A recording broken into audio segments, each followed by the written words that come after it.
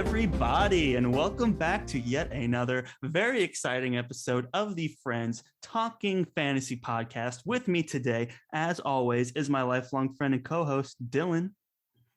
I'm ready to talk some fantasy with my friends, Charles. Yes, we say friends today because joining us again, I believe this is his third time on the show, a good friend and prolific author. We've coined him as the Renaissance man in medieval armor, and then he proceeded to give us a little history lesson on the Renaissance and how we might be using that term incorrectly, and we love him for that. We have Christian Cameron on the show. Christian, welcome back. We're so happy to have you today.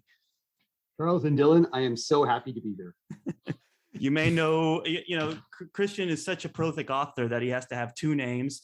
You may know him as Miles Cameron, the author of many great sci-fi and fantasy series. His latest book, Against All Gods, will be available on June 23rd. And so we're here to hype up that release. And Christian, you maybe want to give a few words about Against All Gods, get people excited? Sure. So it's a little different from my usual offering because it is not set in a fantasy Middle Ages. It's set in a fantasy Bronze Age. Mm-hmm. It is not Greek mythology, despite what it says on Amazon. It is completely made up and completely kind of scary. And the shout line is something like 1,000 years ago, good and evil fought for the possession of this world, and evil won. The gods are terrible. And so your usual ragtag band of heroes has to overthrow the gods. It's just not your usual ragtag band of heroes. It includes like philosophical pacifists, and it's a different take. And if I may, it's also a little bit allegorical, maybe about some aspects of capitalism and some other things that are bad. I don't mean that capitalism is bad, but some aspects. I see we're getting some Yeah. capital literature in here. I like it. Yeah. Expect nothing less from you, Christian. Taking some shots at capitalism within the first 5 minutes of this one. So we're ready to rock over here. I'm ready to go. I hear we're writing a fantasy novel today. That is correct. Christian, Yeah. What is Against All Gods book number 44 in your library now? Wow, Charles, you rock. Like, that is correct. There we go. What can I say? When you told me you had written 43 books when we were talking about Artifact Space last time, which you guys should definitely check out. Great sci-fi book. But I was like, 43? And I think I've still been recovering from that. So 44 now, which is an incredible feat. And, even then, on top of that, you release regular videos over on Twitter under Writing Fighting, which is a show of yours that has just kind of taken off and just become part of your identity on social media, and where you bring all of your swords and weapons and armor, and you go through a lot of classic fighting moves and battle stances, and makes people rethink like what we've seen on TV versus what may be more historically accurate. And it's absolutely fascinating. Charles, you say that, and maybe I am too much of a stickler for historical accuracy, but really I just want fantasy writers to go like, oh, that's how that works. Because I'm really into this, but I do not expect all my fellow fantasy writers to like, there's so many different things that it would be great to know before you sit down to write a fantasy novel, right? Mm-hmm. And so I'm actually really trying to give back, because as you guys know, it's a pretty nice community, and it's a pretty supportive community, and lots of people have been super supportive to me. And I'm really not trying to like go on about how great I am. I'm really just trying to say, like, so if you're going to write a sword and shield scene, this would be a cool way to kill somebody. And nothing delights me more than when somebody you've probably heard of writes back and goes like, I am using that thing you did today for my protagonist in my work in progress. And I'm like, see, you have totally validated my life. That is all I have. Right. Yeah. Anyway. And I remember once you were talking about all the different uses of a sword beyond just stabbing somebody, and how it was used as a tool. And I was like, oh, like I could definitely see a character using it to like dig out a trench, or, like use it as a prop, or use it to open something. Like it was fascinating to see all the different ways like swords were World's actually worst used. shovel, world's worst machete, world's worst barbecue implement. But it will do all three of those things. In a pinch, it works, right? Yeah. So we're hoping. How many barbecues have you conducted with a sword, Christian? Well, I never have, but I'll say on the one hand that Dumas in the Three Musketeers has somebody roasting a goose on his rapier, which is pretty believable. And then a survey of actual like edged weapons used in the American Revolution by the two guys who wrote a book on it. They basically felt that 50% of them had been used as cooking implements. Because if you think about it, you cook every day. If you're really unlucky, you fight twice a year. That's true. That's fair.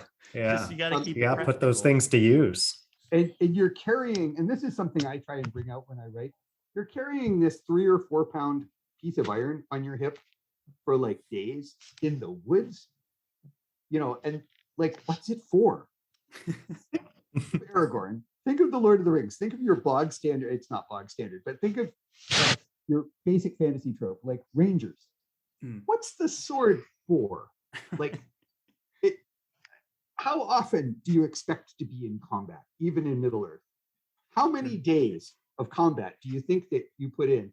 And how come Aragorn doesn't have like a small hand axe to chop firewood?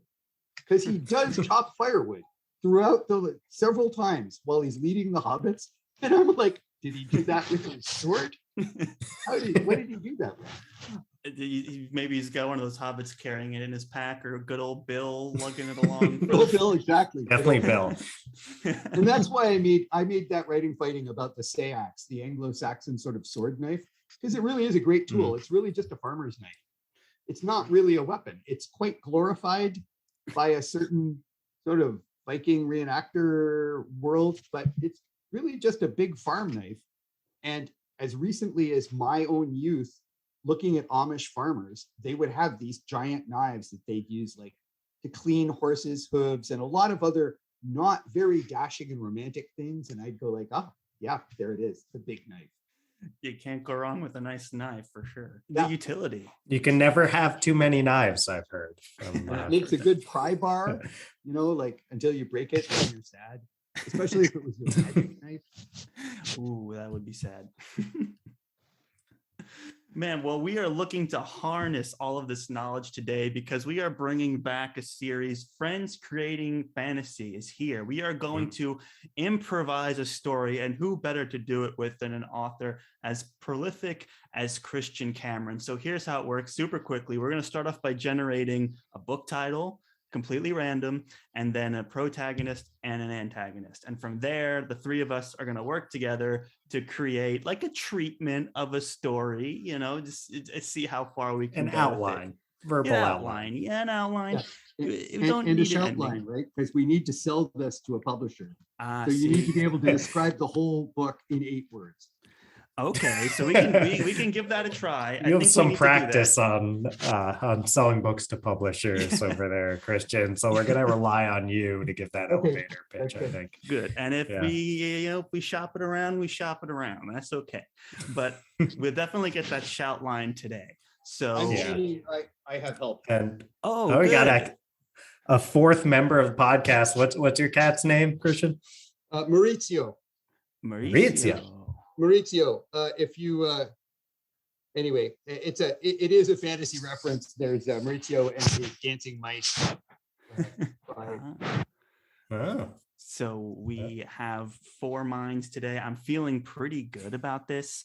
You know, Dylan and I each have the list of just common fantasy book title nouns, things like storm, blade, shadow, crow, death. You know, we have a huge list here. So I'm going to generate one of the words, and Dylan's going to generate the other, and then we'll see if we can make a title out of it. So Dylan, if you wouldn't mind going ahead and picking a word. All right. Beep, boop, beep. Oh, the generator has chosen a classic here, guys. It's Crow. Crow. Crow. Well, the one I have generated, beep, boop, beep, is a very, Christian Cameron appropriate phrase. We have night. like knight in shining Ooh. armor. He's already got the Red Knight out there. So now we need the sequel. Okay, Well, we my already got that too. contribution- But I hit my random generator, and my contribution is the word "the." okay. So we're so close, guys. The Crow So we Knight, could go Night the Crow Knight. I feel like we should do that in honor of the Red Knight, right? Just we've got Christian / Miles Cameron here, so why I mean, not? I'm going to take this opportunity to do a giant reveal and say there are probably going to be more Red Knight books. I've actually just Whoa. discussed this with my publisher, so I'm willing to have this go. Here we go, the Crow Knight. They can bring in the Crow Knight, everybody. A breaking story right now on But we need a Fred's Talking protagonist and Fantasy. an antagonist. We sure Okay, do. let's So go. here's how this works. We decided to, the way we generate characters is we have roles like princess, prince, warrior, barbarian, and those are what Dylan's going to generate. And then I have like a trope type to associate them with them, like anti-hero, chosen one, secret heir. So you could have like a chosen one barbarian character as your protagonist. Don't we need alignment dice? It is We very can- Dungeons and we Dragons. can add alignment, I throw that think, in. but we don't have that plugged into the generator, or we're not that sophisticated, but we can add alignment for sure. See, this is why we Yeah. need an author in the mix. We've never had, this kind of attention brought to the generator before. So Guys, it's do always realize learning. This is exactly how I write books, right? Well, that's good to Yeah. hear then. We're in the right place. So Dylan, You're if you want totally to on the right. You've got this. Okay, I'm ready. Okay, Go- so go this is ahead. our protagonist. Dylan, tell us more Protagonist. about who our protagonist is. Our protagonist is beep boop beep. Oh, I swear, like I will screenshot this. It is a knight. I'm screenshotting it just so you can all see that this came up. This is Sometimes the coming generator. together magically. Okay, but this is an interesting twist because my, trope is corrupt. A corrupt that's knight. great. Corrupt knight. Ah, Yes. So our protagonist is corrupt, which is a little bit of a subversion of the genre here. And now let's go ahead and get our antagonist. This could be anything now. Dylan, if you wouldn't mind picking what we're working with Okay. here. We're gonna go beep boop beep. A prince. The antagonist is a prince. Okay, and then let's see who I have here. I have a loyal sidekick. That's our antagonist. I don't know how this is gonna work. I've got it all. I'm ready. You ready? I've got the Christian whole book. already wrote this book. Just in the time we're taking there, he's literally typed up 100,000. I'm still processing what that even means, and he's written the book. All right, Christian, let's hear it. Well, I mean, I just want to bounce some ideas around. So Okay. I really like the corrupt knight. And Mhm. look, we've got the title, the Crow Knight, right? Mhm. Yeah. And here's a big problem with knights. Knights are professional users of violence. Mhm. And the way knights go wrong is when instead of having ethics, they just believe that might makes right. We've all seen this movie, right? And so I feel like our Crow Knight, who I suspect needs a name, but maybe you have we can random name him. generators. Nope, we're done generating stuff now. It's all we want to put into it from here. Well, our knight, I think, has at the opening of the book pretty much already gone too far, but we're going to lure the reader Mhm. because he's the Okay. protagonist. We're going to lure the reader for a little while in thinking this is okay, because a lot of readers like a good violence scene. And the Mhm. knight, he wins his fights. He's very good. And in Mhm. fact, and this is an anti-trope that I enjoy. You can make a character who's so good at fighting that you don't really bother to write the fight scenes. You let the reader take for granted that unless something extraordinary happens, he's going to win all his fights. And if you doubt me, I offer you The Witcher. We all know The Yeah. Witcher is going to win any combat he comes across. So the tension is created by scenes that aren't about combat, right? And I think that's where we're going with this book. And I love the fact that his loyal sidekick, his squire, who has stuck with him for through thick and thin, is going to have it up to here when he does something really wrong, something immoral, something unethical. Maybe he kills somebody he could have captured, and it's going to be gut-wrenching, and it's going to happen early. And his squire, who you're just going to take for granted as the reader, because squires, they're loyal, they're always loyal, is going to leave him. And the prince is going to try and hunt him down as an outlaw and break his knighthood, take his knighthood away. And then he's going to have to start from zero. Maybe she. I'm not absolutely wedded to gender, but the way I see it, we're going to go to the bottom in the first quarter of the novel, and then our protagonist is going to have to rebuild themselves. That's interesting. So we're going to split up the loyal sidekick and the prince into two separate antagonists. Oh, I'm sorry. Right? Were they supposed to be one? Well, I mean, there really are no rules. This is our made up thing. What do you mean we're going to split them up, Dylan? Because he has a squire that's the loyal sidekick to the knight, and separately a prince, right? That's how you were imagining this. You Christian? mean physically separate them? Yeah. Yes. Oh, okay. Yeah. Into two separate characters, both antagonists, which we can definitely do. I mean, there's no rules really. This is our made up game. So we got to find a way. I mean, it sounds like, yeah, go on. Sorry, I don't mean to dominate this, but they could be one. Please dominate this.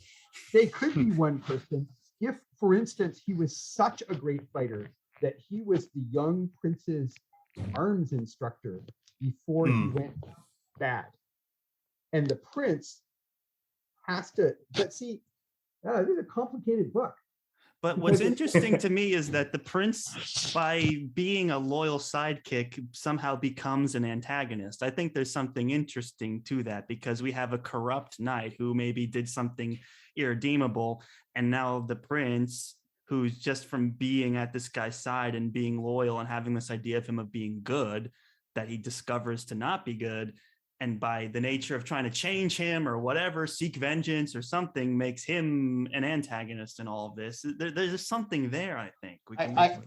It's not only is there something there, I think that's not only really good, but like, I know that we're supposed to be super lighthearted, but I feel like you could write a really good book about so there's going to be a terrible moment to the Crow Knight of betrayal. Right? When the sidekick prince turns on him and probably arrests him, because he's a prince and the knight's only a knight. Right. But then what might be fascinating, just an idea, is that as the Crow Knight, because he or she is the protagonist, begins clawing up from, there's realization, there's acceptance of failure and having committed evil. So what's happening to the antagonist that keeps that person as the antagonist? And the cool thing would be that as the Crow Knight is rising, the prince is, for instance, discovering that ruling has a lot of shades of gray and starts like doing the dirty, so that we can have a confrontation at the end where, in effect, I am simplifying, but in effect, the Crow Knight has to say to the once loyal sidekick prince, like, you saved me and now you've become this person. So it's interesting. We've got to find a way. We're kind of towing this line of like the difference between a hero and a protagonist here, and also like a villain and an antagonist, right? If we've got a corrupt knight, is that person then like pretty much, even though they're a protagonist, are they a villain, you think, Christian? Or it sounds like it's going further toward villain arc is what we're talking or going about. through a redemption? So I'm really fascinated by redemption at the moment. Gotta say, and I'm sticking you with my fascination because you invited me. Yes, even though I'm a half hour late, you invited me. So they don't know that, Christian. The world out there, right? And the internet and media world. One of the things I've noticed is that we spend a lot of time sort of tracking people for things that they've done and said. And by the way, I'm completely supportive. A lot of people need to be outed for things they've done and said. But then it makes me wonder, maybe just because I'm a church-going person, what about redemption? What about when people realize they have done the wrong thing? And then what do we do with those people? And so, and it is because you use the word protagonist, but also because I'm such a medieval nutter that if you were to switch them around and go like, oh no, we're going with the prince basically as the hero, because obviously the Crow Knight is bad. I go like, the prince can reach out with money, assassins, whatever he wants, and get rid of a knight. Knights, just not that powerful. Prince, very powerful, has the power of a nation state, tax base. It's not going to be a fair fight. And when it's not a fair fight in fantasy, that means that usually we want to cheer for the underdog. Yeah. So I want to do the redemption arc. I like that. And I kind of think what I like about, I kind of picture the knight being a little older, and I picture the prince being a bit younger. And this idea of a prince, like maybe they're like kind of at the beginning of this, they just recently got matched up, and the prince is like, this is my hero. This guy's like a legend. And then it's kind of like a meet your heroes thing where you figure out that there's some shadiness going on, and the prince is just like heartbroken at that maybe, or kind of like grown up really way too fast in those moments, learning that this person they idolized and are now getting to work with is someone who's got this corrupt nature about them. But then the knight tries to do good, and then somehow the prince starts to fall from that. And like you said, there's all the nitty grittiness of politics, and then the fact that he's a prince gives him some real threat over the knight too, that he may not have had otherwise, just to some 16, 13-year-old kid. So I think the dynamic does well. Yeah, kind of along the lines of what Christian was saying earlier about the prince realizing these shades of gray.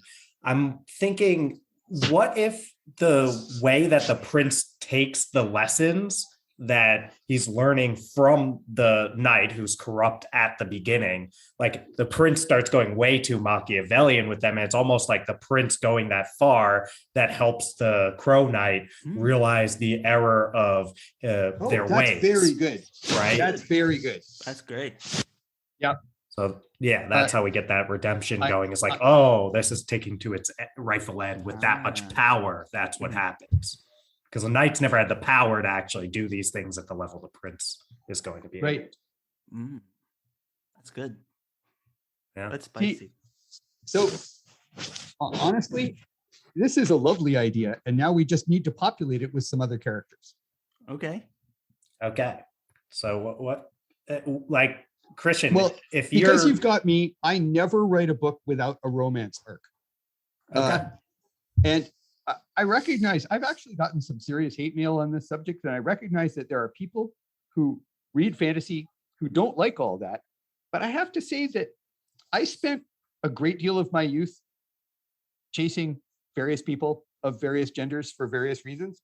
And that was a big part of life. And when I read about the Middle Ages or the Bronze Age or the Classical Age, sex, the pursuit of sex, meeting, seems like a really big deal.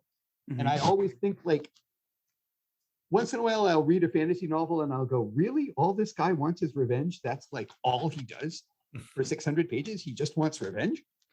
He never wakes up on a Thursday morning and goes like, I need a beer. And wow, that girl is cute. Like, it's just revenge? Anyway, so I feel like it would be fun if we had some other characters.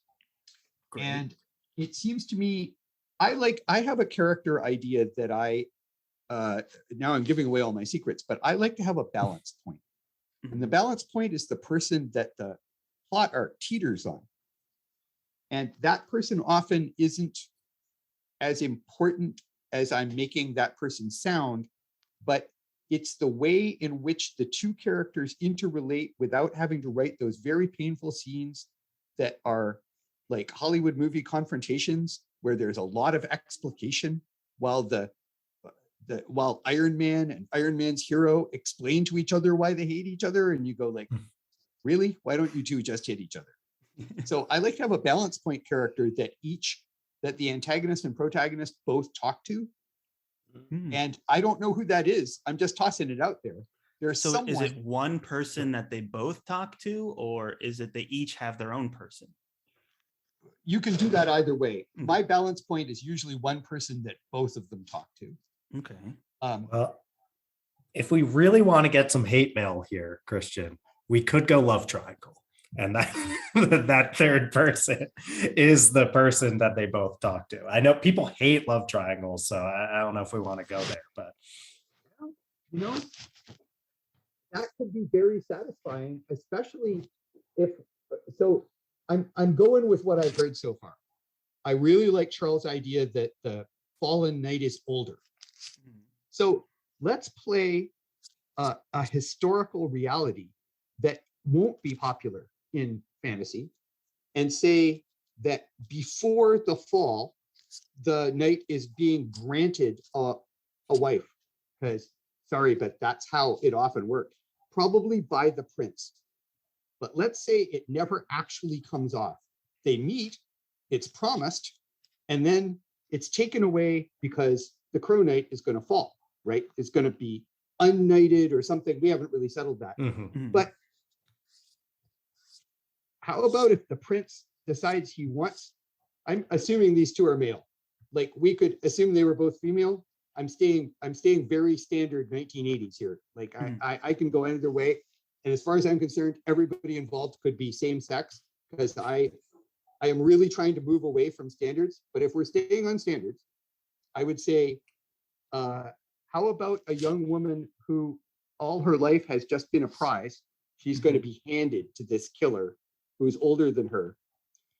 But how about if the prince decides he wants her and the young woman has seen something in this older killer, not that she necessarily likes, but that means that throughout the book, she is hesitant about the prince and lines of communication remain open. And a lot of hate can be generated this way too. Jealousy, adversity. And one of the things I find is often excellent in a book is to make characters blind. Because if characters are constantly rational, the reader's like, well, why don't they just talk it out? Why do they fight? And conflict is, I find, fairly essential. So that's one way to do balance point. But balance point could also be like the knight's brother who's at court and is a loyal retainer and wants to protect his brother while at the same time is pretty loyal to the prince until the prince starts getting dark. And, you know, like there are a lot of ways to do balance point. It's just a way of avoiding all those pages of explication. You guys know what I mean? Yeah. You know, like, right. I like that. We could definitely add the love angle to that. I'm also wondering if we could come up with just like a character who, just by describing him as like, oh, that's kind of interesting, like kind of like you go the brother angle, if he's like a courtesan, or maybe he's like a really specific kind of merchant, or maybe he's a general, or, you know, some kind of unusual thing that somehow they're both related to might bring something to this story. I'm not sure though. I mean, it could be the king or the queen or a general too, because that's someone a knight and a prince would both talk to all the time. I'm not sure. Somehow, I mean, to pair a prince with a knight seems like a unusual thing to do. So there's got to be some sort of reason to have a prince be like almost a steward to a knight, right? The greatest knight of the Middle Ages, William Marshall, was appointed to be Richard the Lionhearted's basically like master, and towed him around for I think 2 years. And I admit I'm kind of thinking about that, because William Marshall was the real life Lancelot. He was like the greatest knight of the Middle Ages. And then Richard the Lionhearted was no slouch himself, and they ended up fighting almost to the death in a sort of duel, because William Marshall remained loyal to Lionheart's father, instead of, like, they had a huge falling out, and then they had to reconcile, and the reconciliation took years. And anyway, I'm just saying there's a real model there, and there are reasons why a prince could be in effect a loyal retainer. And then, you know, one of the things that I've really started writing a lot about, and the reason there's pacifists in Against All Gods, like real pacifists, is like violence.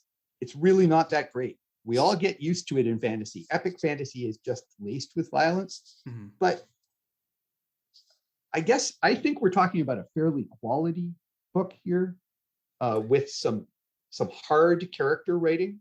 Mhm. And I think taking a starry-eyed young man who thinks that he's going to grow up to be a great knight as well as a prince, Mhm. and then watching his beloved arms instructor just kill some really fairly innocent young person, because that is how the knight perceives his duty.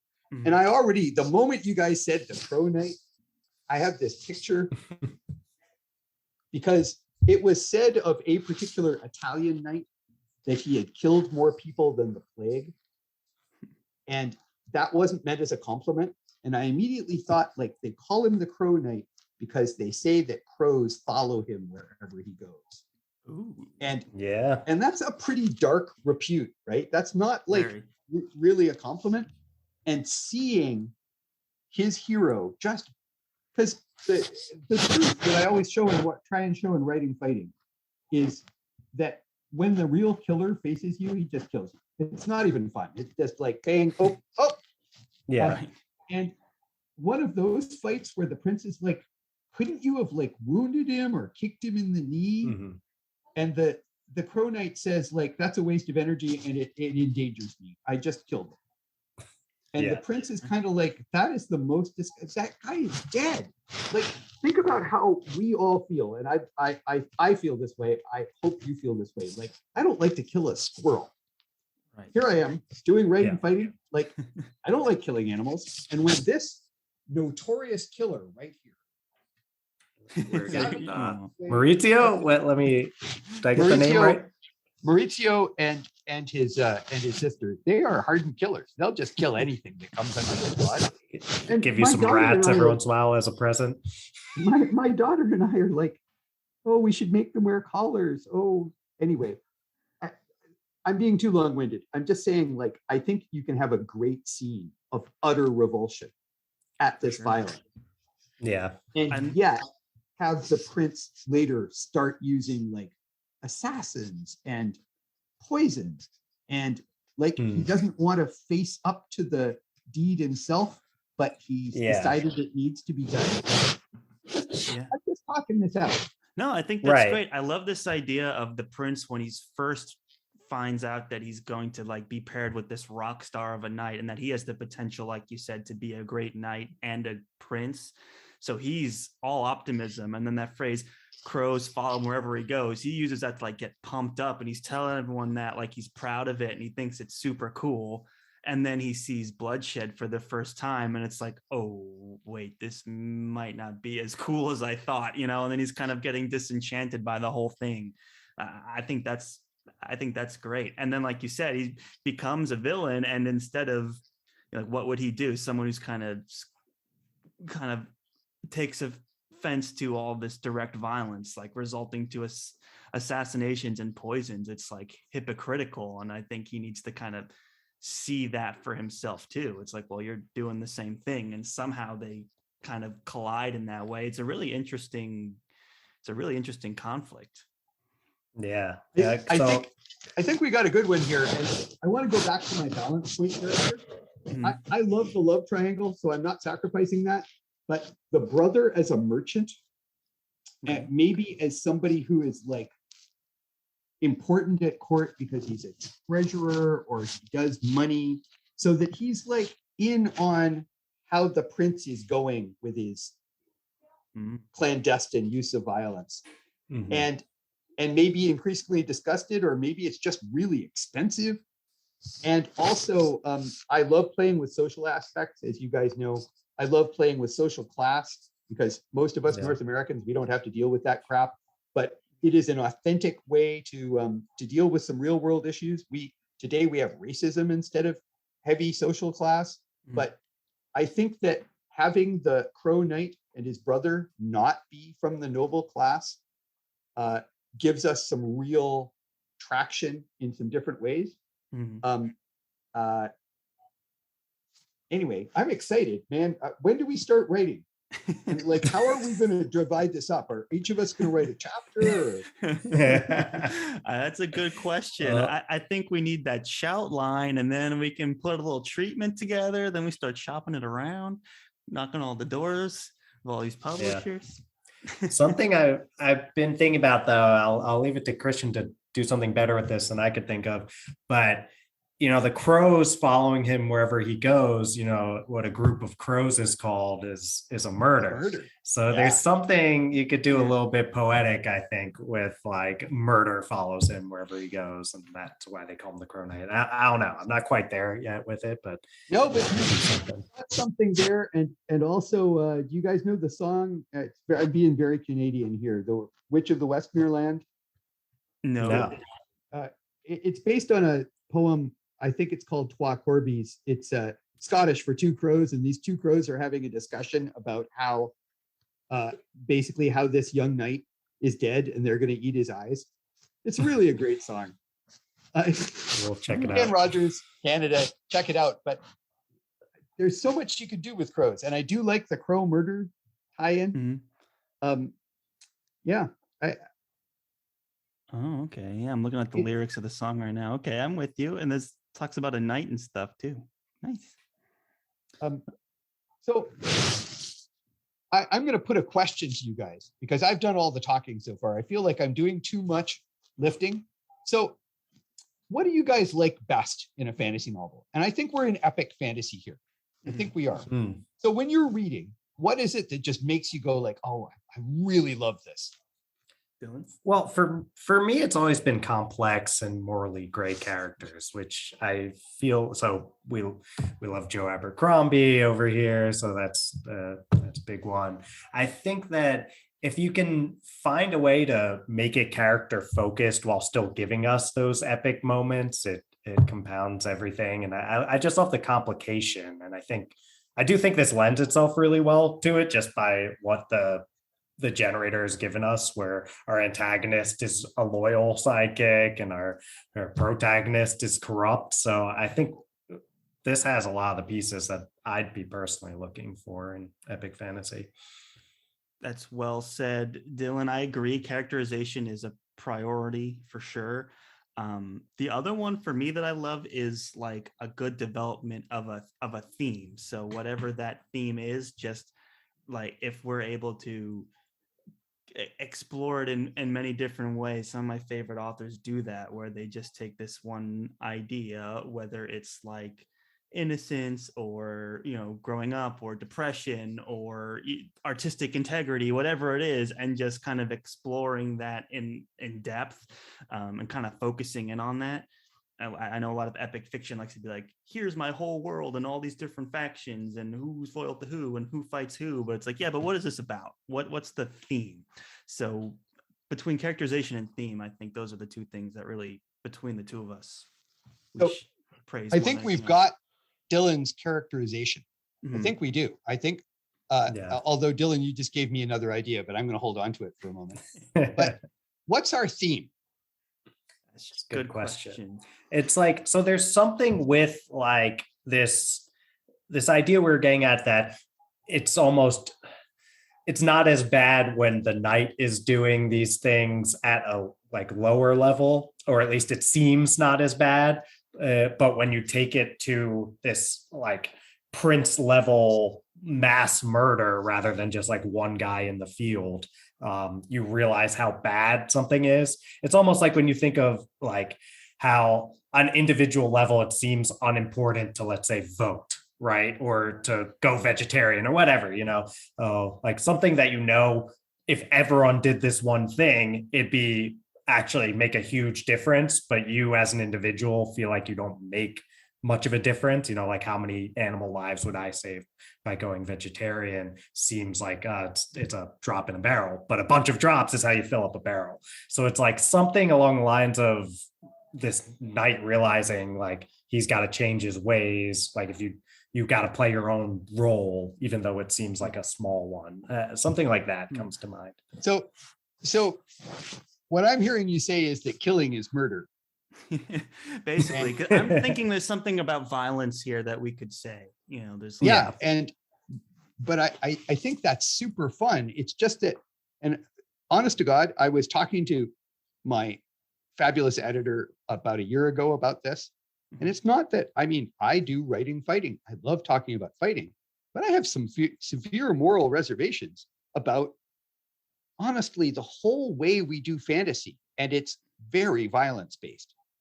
And so the moral thing for the Crow Knight to do, and by the way, both Christian knights and Japanese samurai did this a lot, is to turn his back on violence and become a monk. That is a cross-cultural reaction to a life of violence. And even in my own life, one of my very favorite people, I won't name names, multiple Silver Star winner, US Marine, is now a pacifist and lectures on pacifism. Wow. And that's a fascinating thing. And I'm just going to put this at you. So as the prince spirals down and the Crow Knight becomes a better person, maybe helped by the love interest in the love triangle, the obvious fantasy trope is for there to be a final fight scene where the Crow Knight has to kill the prince to save the kingdom. But we're not going to go there. We're going to offer that choice and have him refuse it and say, you people need to find a way to fix this without any more killing. And I think that could be both dark and light and complicated. And the problem is making it satisfying, right? Like war porn, as I call it, and I write some war porn, so I'm picking on myself. It's very satisfying because it gives you black and white endings. It gives you a simple climax. But if we're really talking about how murder is bad, we need to think of a way to have a climax, and the whole literary idea of climax that is essential in fantasy. We all like a boss fight, we all like a confrontation, but hey, how are we going to get this? How are we going to get the reader to the end without having it be a sword fight? Maybe I'm wrong. Maybe you guys don't want to go the pacifist route, but I've been thinking about this a lot. No, So I think it's good. I like this theme of when to turn your back on violence, right? Where does the idolization and understanding and respect of violence go too far, and when do you turn it back? And looking at that through the role of a knight, and then also not just as a knight, but as a big brother kind of too. It's how do you balance? I think him balancing his relationship with the prince as this idolized figure, and then as how everyone sees him as a killing machine, and then how do you at what point do you turn your back on that, and can you turn your back on that, I think is the question. I think, Dylan, do you have anything to how we get to a head with that? Well, some of what I was thinking about when Christian was talking about this pacifism from the knight, I'm like, is there a way where the knight can almost solve these big problems by a pacifist moment where he sacrifices himself, almost lets himself, a martyr moment, lets himself actually be killed or whatever, and that is the thing that saves everyone. So it's the complete opposite of what he was doing at the beginning, which is unethical stuff in order to survive. Somehow he does something ethical in order to help the greater good at the end, but he dies in the process. So it's that's how we got our character growth. I don't know how he gets glorify there, but violence though. That's the whole thing about it. I'm down for that. Maybe if the prince had to kill him by his own hand, and the prince is very against that, he's usually assassins and poison kind of guy. Maybe if you leave the love interest, abandoned because you sacrificed yourself, there's something there too. That's interesting. So I'm going to tell you what I thought of 5 minutes ago while Dylan was throwing out ideas.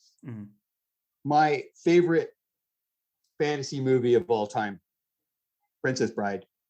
I just knew you were going to say that for some reason. And it's a curiously violent, non-violent movie. Mhm.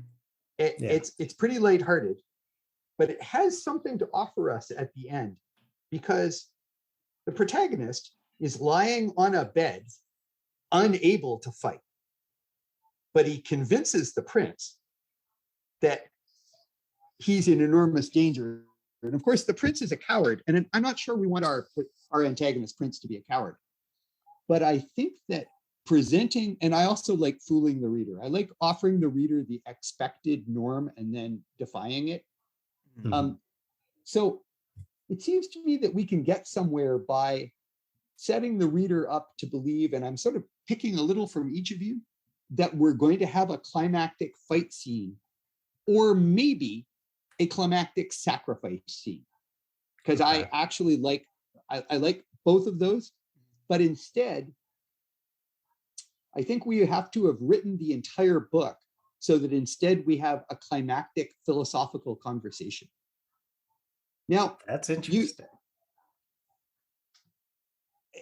I see Yeah, the go on, Crow Christian. Knight who's sitting in the dark when the prince finds him, and it takes time for the prince to realize that he's not even armed.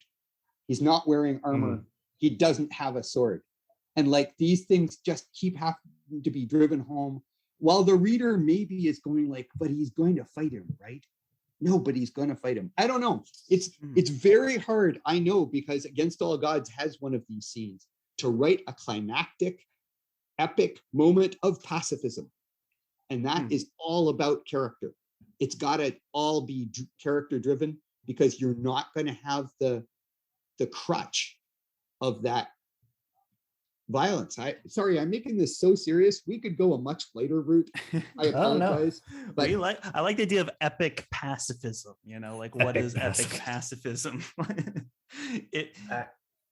I mean, that's going to come down to, it's going to need really good dialogue. Like you said, it's going to need really good characterization. It's going to need to have really been built toward, like, this theme has to be well established where it feels like it's not what you were expecting, but it's like, it felt inevitable that, and right, that this is actually coming down to a conversation rather than some epic battle.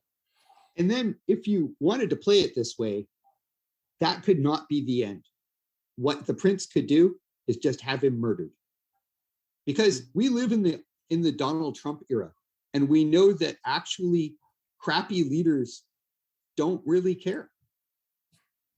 And that's why you have the epilogue where the brother, that balance point throughout the thing, who's been controlling the money, just sabotages the exchequer so that there's suddenly no money. And that's the end. Like, oh, you killed my brother. I'm not a warrior, but there are other ways to take you down. I don't know. Like, the thing is, and I'm going to talk a little bit about being a writer, because this is a great game. And frankly, I should play it more often, because it makes you more flexible. Like, right. To think things through this fast. But where we are now, I would start writing and I wouldn't know the end. Because this is going to be a character-driven fantasy. Like, those are words that people toss out when they enjoyed a book, but it's not always true. But this has to be character-driven. And that means that I would probably get 40 or 50% of the way in before I started to really see how the end is going to go. All right. I think that's important, that we keep open-minded about the ending. And this has been a great exercise. And I don't know, Dylan, to me, it's been such a different experience to get to hear like Christian, lift back the curtain a little bit as we do this. It's just so much more fun with an author on board to be doing this. For sure. One of the things I was thinking about is like, what if instead of the prince being like an assassins and poisons guy, what if like he basically becomes a Crow Knight Jr. and the Crow Knight watches the prince becoming this new knight that leaves murder in his wake, and the end is the prince is like, why won't you fight me? Like, you made me this way, you've done all this, and now you won't even fight me. And like, And that's kind of that pacifism moment. He's like, no, and I'm sorry I let you down. I should have we should have had more good times together or something. And then, crap might hit the fan from there. It just could be another way to spin it. Maybe it's that's a little Obi-Wan Anakin. I don't know. Oh yeah, that's right. True. Like it is kind of Obi-Wan Anakin a little bit, but yeah, there's similar. Right. Maybe we don't want to go that route then. While you were talking again, I went like, there's a trope that is good. It's such a good trope that we just keep using it. The point at which the prince discovers the Crow Knight is his father. Yeah, there you go. Oh God. That's an interesting one. Anyway, yeah. See, but there's so much meat on the table already that where I am now is like, I want to know who are all the other characters, because you guys know my worst habit. I'm sure I am mocked for this behind my back. Is I like to have a million characters. I like to have a million characters because real life has a million characters. Like, right. I met a young woman walking her dog today, and we then proceeded to have a 35-minute conversation. I guess that's just how I live my life. Or maybe I was gonna say that is probably a little bit of the Cameron flair coming in that turned into a 35-minute conversation. But the prince needs. I think we've established the prince needs to have a court, and that court needs to have some people in it. And I think it would be fascinating because I really like writing older women. If the prince had a mother, and if his mother was politically powerful, had agency, and was involved in shaping the prince. Yeah. And I'm thinking a little of Eleanor of Aquitaine. Sorry, I have historical reference for everything. That's lost on. If the prince was fatherless, also, because it would. That's what I was thinking. Build up the queen more, and it would make this connection with the Crow Knight more intimate too. Yeah, that's where I was going with this. Is like, I got you. Looking for a father figure and finding that the father figure fails you. Mm. So you're anti-troping the Luke Skywalker thing. I think that could be a good payoff. Yeah. Okay. It's like Luke, I'm not your father. Exactly. Thought off, kid. I'm not your father. Yeah. You need a different father. That's interesting. I like. So I'm going to ask you guys. Like at the resolution, we're sort of creeping around the resolution. And as I said, I wouldn't establish the resolution, but happy ending. They made a desert and called it peace ending, or unhappy ending. I think bittersweet, like, is where I'm going, because if we do get this martyr sacrifice moment that at least I'm kind of pushing for a little bit. And Christian, you were getting out with the idea of the knight gets killed and then the brother is the one who kind of is pissed about that and then has the prince lose power because of the coffers running dry. If we go that way, it's like the world is saved or the kingdom is saved from the wrath of the prince, but our knight protagonist is not so lucky. So I think that's like a bittersweet note. I always love those endings, bittersweet. You know what I mean by they made a desert and called it peace. You can I was lost on. Well, it's like Hamlet. So in fact, at the end, the kingdom could be in ruins because the brothers' revenge cripples the prince's money, and they just get overrun by somebody else. Because like, if we're doing a zillion shades of gray, then saving the kingdom, and this is something, again, I'm on my problems in fantasy. Like, saving the kingdom, why? Are we all nationalists? Like, is saving the kingdom good? The prince doesn't sound like a winner. And at some point you have to address, if we've used a lot of medieval tropes, right? Well, medieval systems are incredibly oppressive. So like, do we really care? Do the peasants care at all if the kingdom is saved? Mm-hmm. And so like, one kind of ending is basically no one wins, and in the end they're all dead, or they're going grimdark, or just another wave of violence that comes over the whole thing. Well, and this is sort of the like one of the questions about pacifism. And people asked a lot of questions about pacifism in the Middle Ages too, believe you me. There Mhm. was a whole movement called the Peace of God movement, where they tried to like actually set rules about war so that war wouldn't affect peasants so much. And basically kings and knights went, screw that, we'll fight whenever we want, you can't restrain us. You can imagine they were the corporate leaders of their day. All I'm trying to say is one way to end it would be to say, like, sadly, our protagonist went the pacifist route, and now the castle's on fire. Because there's always somebody else willing to go the low road.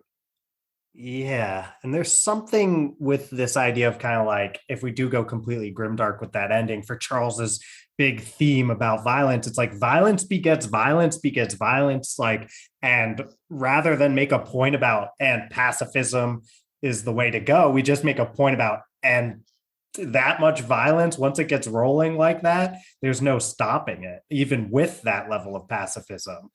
So if you go grimdark, you can really show like violence is bad. You just might not have the same chance to show pacifism is good. So again, I am talking too much, and Charles has probably got his head in his hands at this point going, when do I get to talk? No, this is great. Please keep going.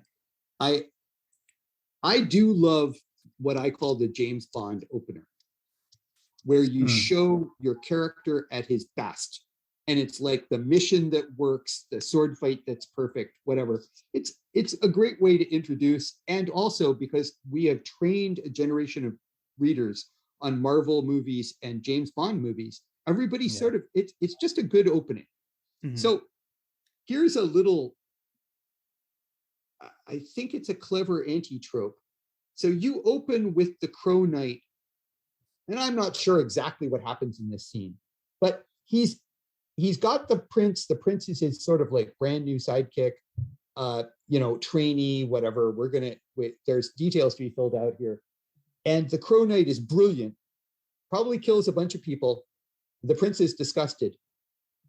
And because the focus is going to be on violence and nonviolence, we move on from that scene without really asking any questions about who they just killed.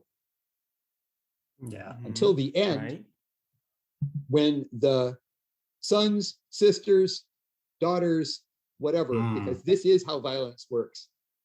Maybe the Crow Knight thinks he's solved it. Maybe they've had a nice conversation, or maybe the prince is killed, but in the end, those same people from scene one, the survivors, come back and burn it all flat, and you get to watch the circle of violence complete. And that would be good. I like it.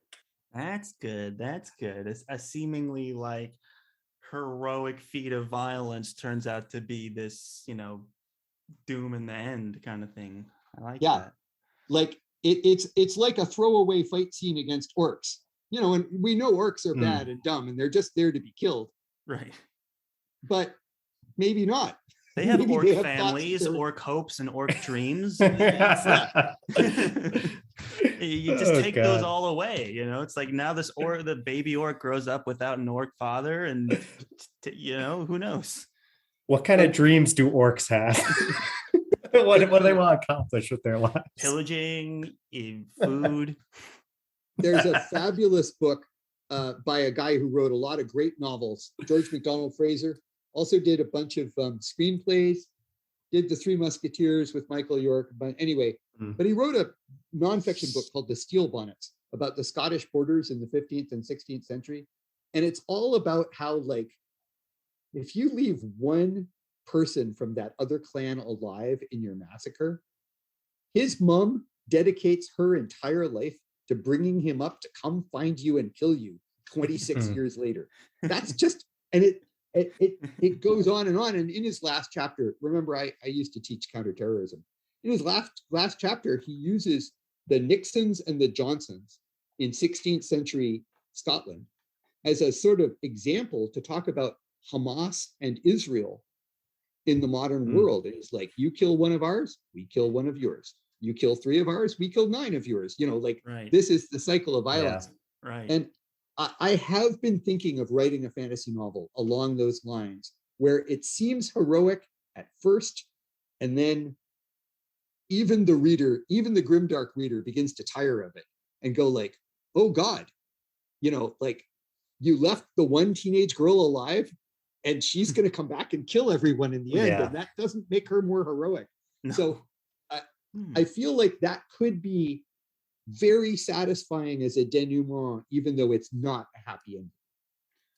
So, Christian, what do you think of this character that you're mentioning, this teenage girl who gets left alive?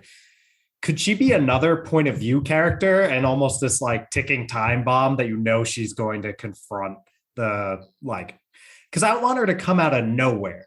You know what I'm saying? Like almost this, I don't know if it would be what do they say? Like deus ex machina, but something where we kind of know, like in the background, this person might be coming. Like, what do you think, Christian? Is it better to build toward it or just kind of like bring her out at the end?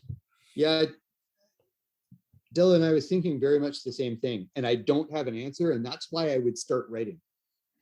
So I'm just going to offer you a couple of perspectives, but I'm just repeating what you just said. Like, so again, if we were rolling with the merchant brother as one of the tipping point, balance point characters, as the book goes on and the print starts to get darker, one of the things he could be dealing with is this clan.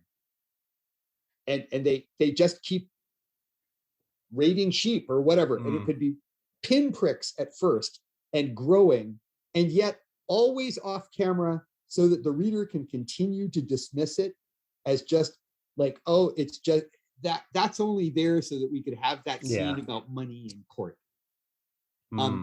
So that would be one way to play it. But another way would be to, in effect, have a prisoner, a captive,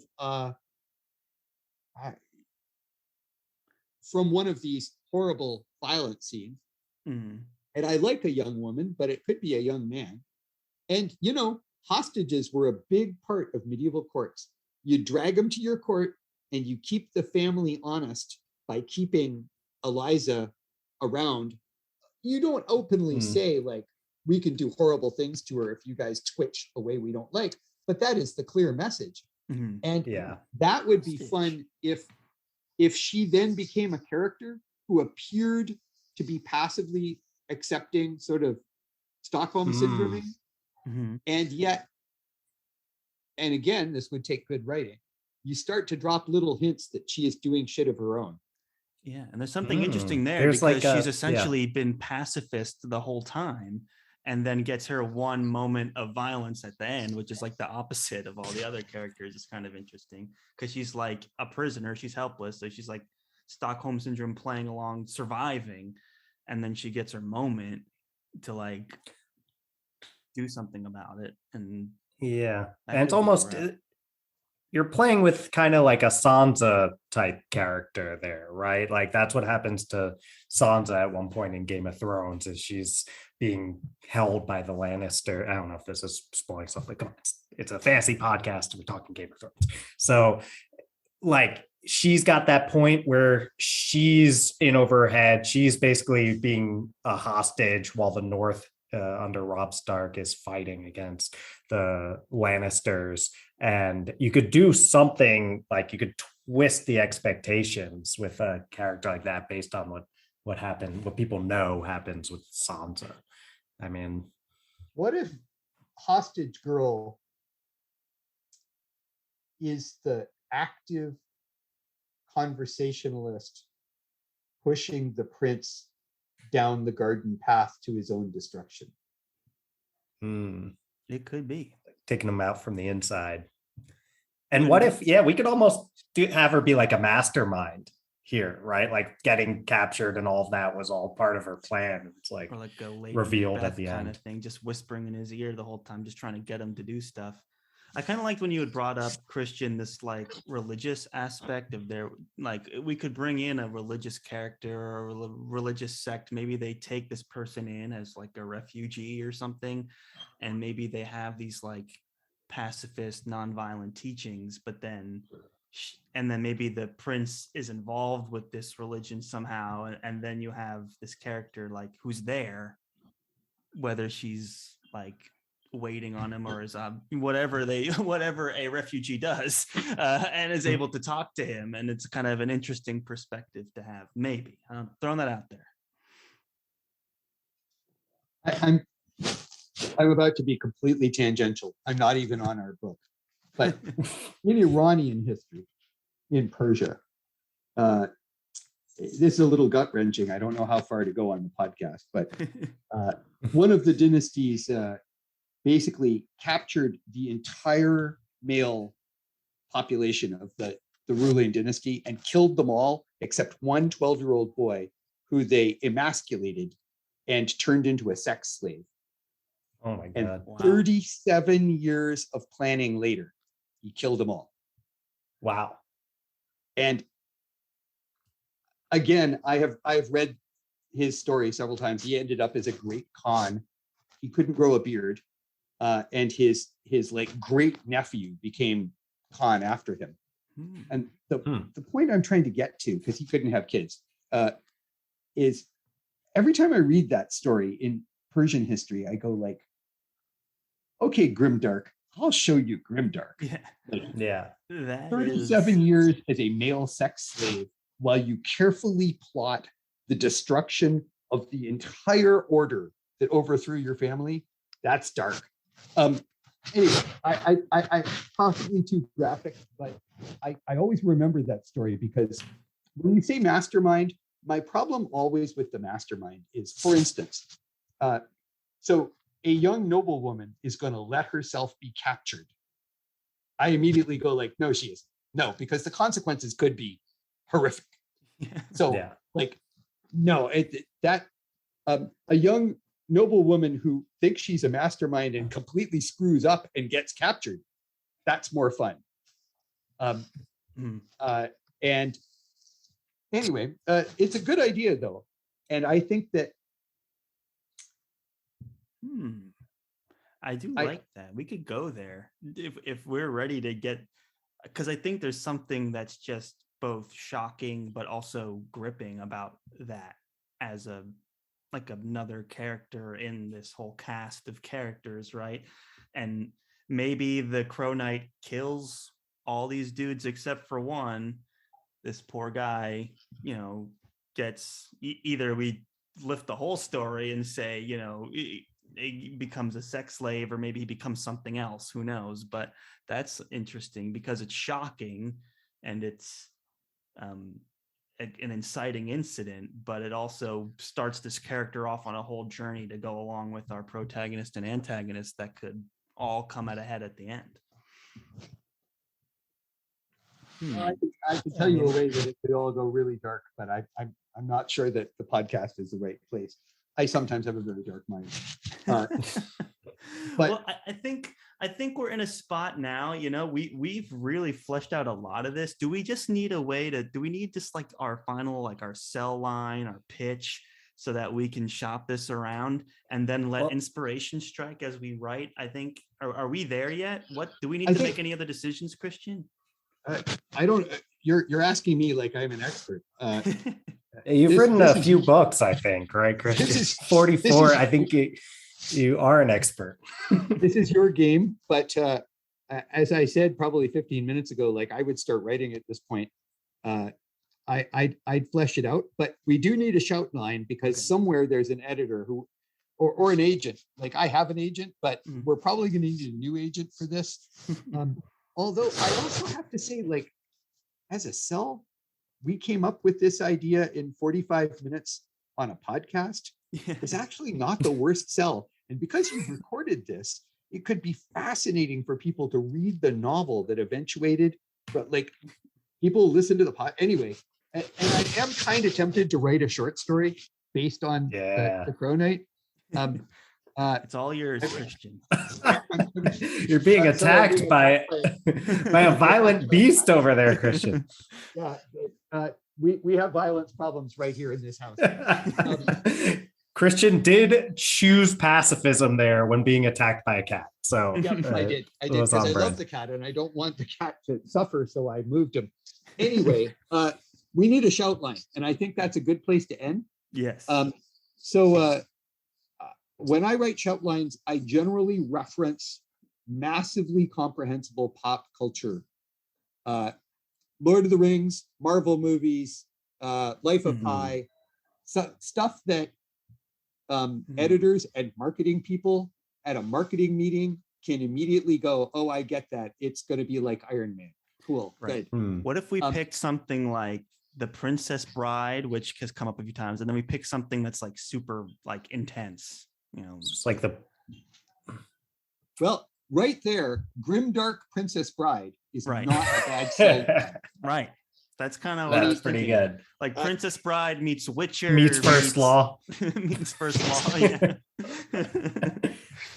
I mean, it feels kind of Game of Thronesy, but I feel like writing a fantasy book and saying it's like Game of Thrones is like, that doesn't even mean anything anymore. So it's like, yeah, you know, something we haven't talked about, and like this would be a very foundational thing for me, is like your game has built-in assumptions because it uses like what I would call the D&D Euro white standard terms of like the fake Middle Ages that never really happened.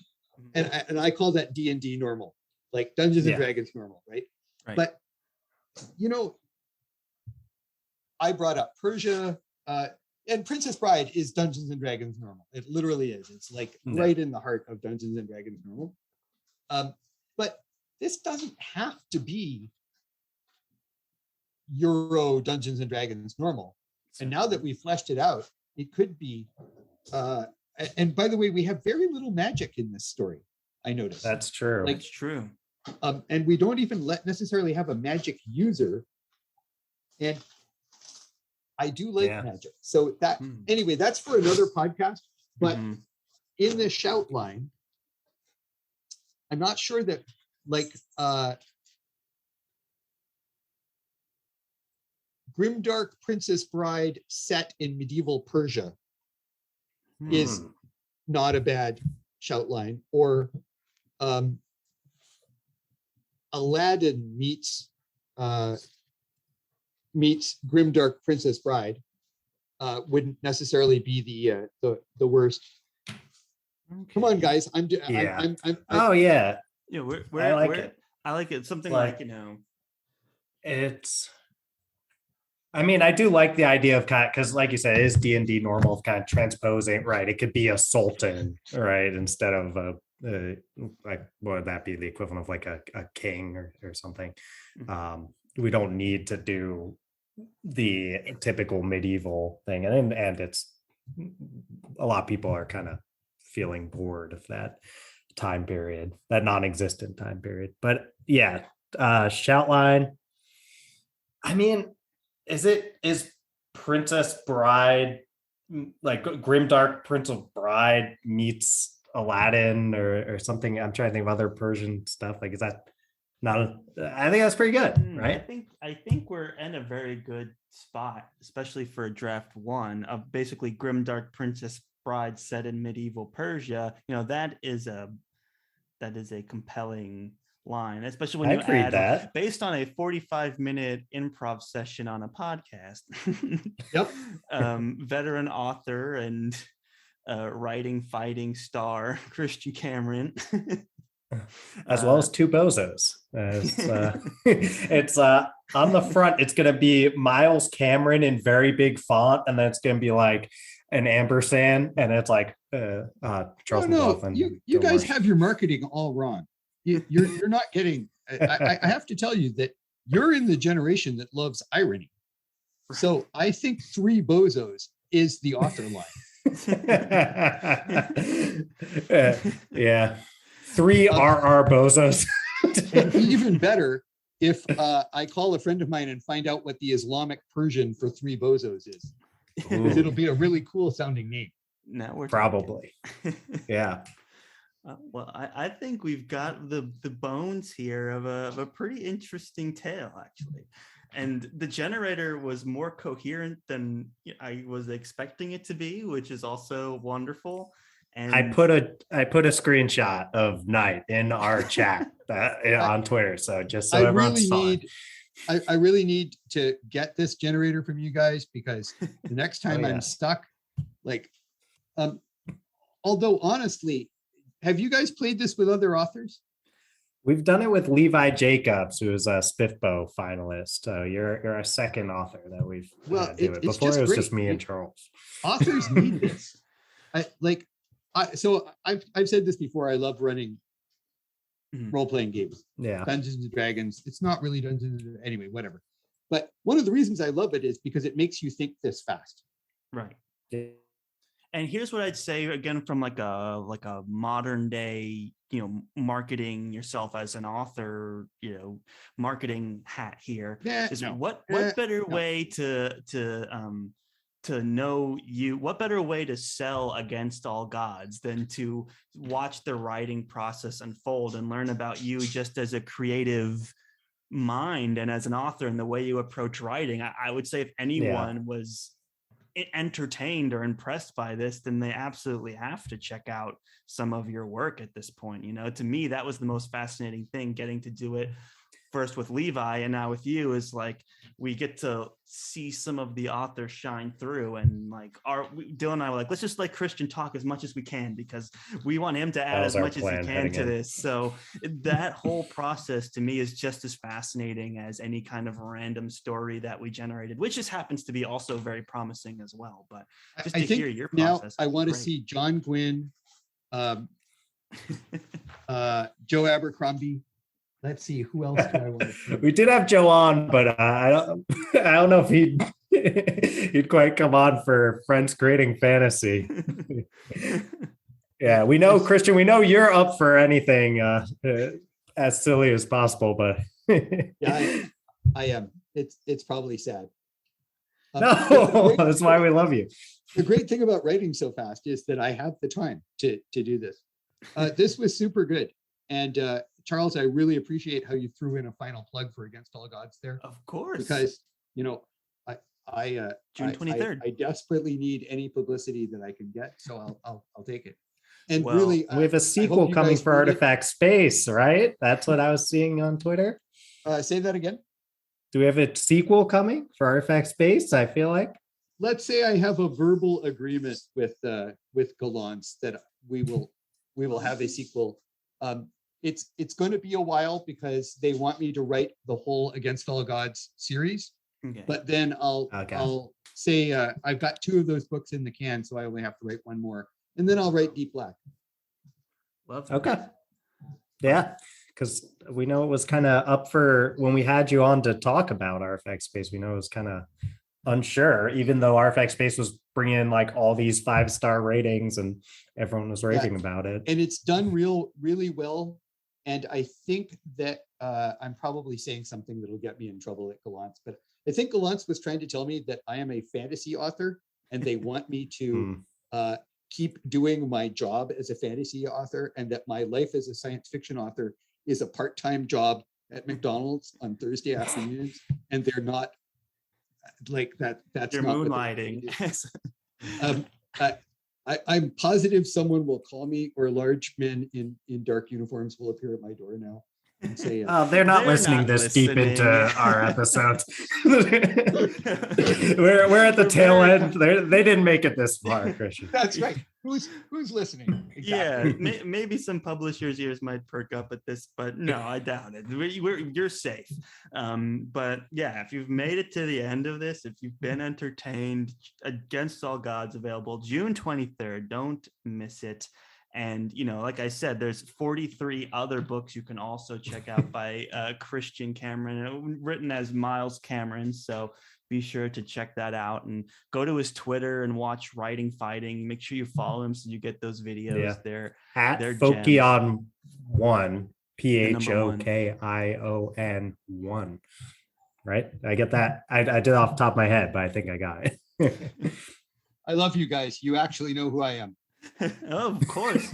We're big fans, and we can't wait to read Against All Gods. I'm sure we'll have a lot to say about that in the coming weeks once that book gets released. So until then, we're going to be doing some treatments of the Crow Knights, maybe come up with a little rendering so we can get the film rights going. You will get the whole franchise kicked off. I already see Rutger Hauer, but in the lead role. But unfortunately, I think he needs to be 20 years younger. They can DH him. They've got the technology now, Christian. I mean, what was that movie with? It was like with De Niro, right? The Irishman. Yes, exactly. We have to get Lady Hawk into our shout line now that I think of it. Lady Hawk? Haven't you guys seen Lady Hawk? Wow, you are so I don't young. think so. You're so young. So it's Rutger Hauer and Michelle Pfeiffer. Oh, and it's Lady Michelle Hawk. Pfeiffer's first movie. Oh, okay. 1985 fantasy/adventure film. Not to be confused with the New Zealand singer-songwriter Lady Hawk. Great. Which is the other option on Wikipedia here. Okay. Anyway, Charles, I know you were trying to end the podcast, but you guys really have to see Lady Hawk because it is unbelievably influential on the world of fantasy, even though only about a quarter of people have actually seen it. It's got an all-star cast here, so we'll have to check it out. Good reviews too, I think. Yeah, it's really a very good movie. Never mind. That was Lady Hawk's self-titled album I was looking at, but that got good reviews too. You guys are the best. Sorry. Well, Christian, we really appreciate you, coming in here, doing this crazy idea, and you really elevated it into something that was, a lot of fun. So thank you so much for all your time and all your energy and all your expertise today. We greatly appreciate it. Always a pleasure having you on. Always a pleasure being on, and I also try and keep the 80s alive for you guys. We appreciate that. They're alive and well. We appreciate that. So now we have a new album to listen to, a new movie to watch. This is great. So, okay, everybody, thank you all so much for listening. The Crow Night coming soon, maybe. Who knows? You never say never. But until then, we've got Christian Cameron with us. Go follow him on Twitter, Fokion1. And then check out ChristianCameronAuthor.com. Against All Gods, available June 23rd. And this has been the FTF podcast. Thank you all so much for listening. Christian, it was a pleasure. Dylan, a pleasure as always. Thank you all so much for listening. And as always, go forth and conquer, friends. Yeah, that was fun. Where do I stop?